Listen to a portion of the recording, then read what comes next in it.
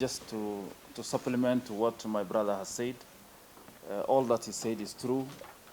We are here seated with a lot of pain because the Kenyan government refugee policy is managed by UNHCR. There is no any other country in the world where the refugee policy is managed by UNHCR.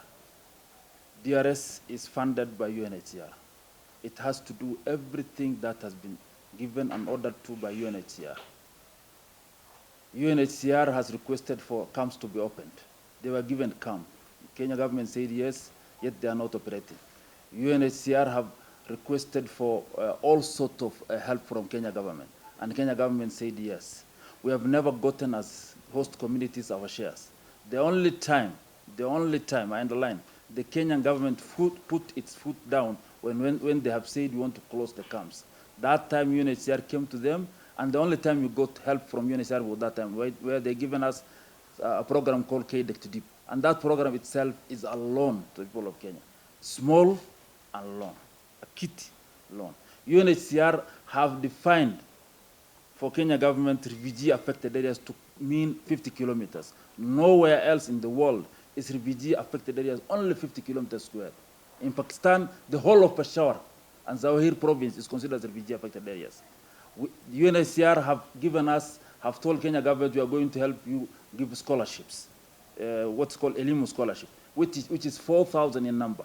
And they said we are only going to give host community 150, the rest is going to the refugee community. Kenya government is not getting its share of the resources it needs from UNHCR. Billions of money have gone down that place. As we speak today, the only operating airstrip in northern Kenya is the Dab refugee camp. No plane from Kenya can land there without the clearance of UNHCR security officers, as we speak. Even if we want to give help, we have to get a clearance from UNHCR Dadaab. Occupation force, right? It's an occupational force. If you go to their camp in Dadaab, he cannot get in without a clearance from DMO, head of the person. I can't get in there. It's a fortified institution with a lot of laxity. It cannot even control the person. Kenya government cannot even control the personnel who are working for UNHCR. There's a lady who is the deputy country representative. She's the one who is running the Kenya refugee policy. She's called Ivan. She has been here for the last 15 years. Every time she finishes 3 years, she's taken for a small operation somewhere else, 3 months, she comes back. Ivana. She left the last 4 months, she's back again, just to make sure the Ushirika plan goes through. Ushirika plan is a hoax without the consultation of the community. We have never been consulted. The host community doesn't know what's going on. The refugee doesn't know what's going on. As he said, the only place in the world where refugee fuel is sourced from fossil fuels is the Dadaab refugee camp. No, it's sourced from the environment. From the environment, fossil fuels. Yes, from the environment is the Dadaab. Dolo is not there. And this firewood is gotten from as far as 500, 600 kilometers up to Bodai, up to Balambala Danyere. That's where the firewood is now coming from. UNHCR doesn't want to hear that.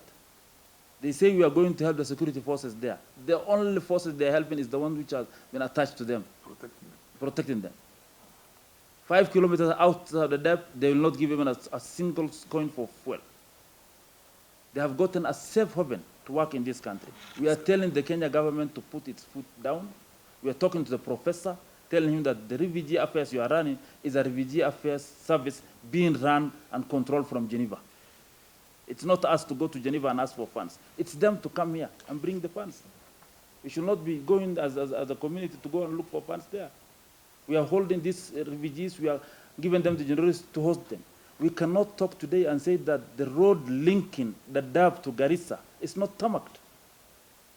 While 1 billion was the budget of UNHCR for every year for the last 30 years, $1 billion. They could not even tarmac the road they're using. It's only them who are using those roads. The trucks, the foods, everything, that's the road they're using. They have never paid even a coin for that road. The Dadaab could not have been like this today, and Fafi could not have been like this today. We are asking Kenya government to take its foot down. It's not a matter of talking to the governor, it's a matter of talking to the host community. We are crying with a lot of pain, saying that the next 30 years of this generation UNHCR has started, of refugees in the camps have started. We want this next 30 years. It's not a matter, we want this next 30 years to be not 30 years of talks, deliverance, and action, so that the host community can get the benefits it deserves. Otherwise, we will not allow this Ushirika plan to go on.